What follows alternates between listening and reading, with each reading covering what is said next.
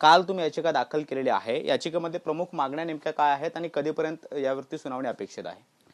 प्रमुख मागणी ही आहे की प्रकरणात आदित्य ठाकरे, सूरज पांचोली आणि इतर यांच्या विरोधात गँगरेप, मर्डर 376D, 302 असे विविध कलम, 120 वगैरे, आणि हे गुन्हा दाबण्यासाठी ज्यांनी प्रयत्न केले ते मालवणी पोलीस स्टेशनचे अधिकारी आणि वरिष्ठ अधिकारी यांच्या विरोधात फौजदारी कारवाई करण्यात यावी, गुन्हा दाखल करण्यात यावा, यांची कस्टडी घेण्यात यावी, यांची lie detector test, narco test, brain mapping test घेण्यात यावी आणि या प्रकरणात आरोपींना डेथ पेनल्टी व्हावी हे सुनिश्चित करण्यासाठी विशेष पब्लिक प्रॉसिक्युटरची नियुक्ती करण्याचे निर्देश राज्य शासनाला देण्यात यावे.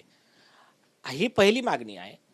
त्याच्यानंतर त्याच्या अतिरिक्त मागण्यांमध्ये की हे जे मुंबई पोलिसांचे वरिष्ठ अधिकारी इथे याच्यात इन्व्हॉल्व आहे याच्यामुळे आणि SITनं जे मूर्ख बनवलं जनतेला 2 वर्ष, तर त्या कारणास्तव या प्रकरणाची सुनावणी म्हणजे प्रकरणाचा तपास CBIकडे द्या आणि प्रकरणाची सुनावणी महाराष्ट्राच्या बाहेर घ्या, म्हणजे UP किंवा कुठेही असे जिथे हे आरोपींचा असा दबदबा प्रेशर चालणार नाही, निष्पक्ष कारवाई होऊ शकते, त्या ठिकाणी हे प्रकरण ट्रान्सफर करण्यात यावं, ही पण एक मागणी आहे.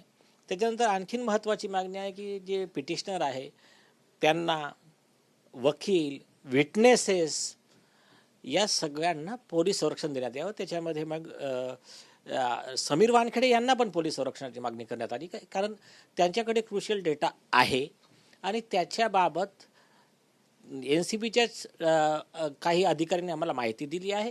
ते सगळं आम्ही याच्यात मेन्शन केलं आहे की त्या डेटामध्ये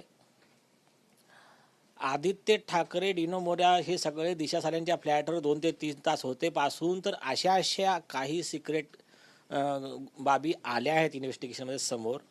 त्यानुसार आदित्य ठाकरेला ताबडतोब अटक होऊ शकते, व्हायलाच पाहिजे.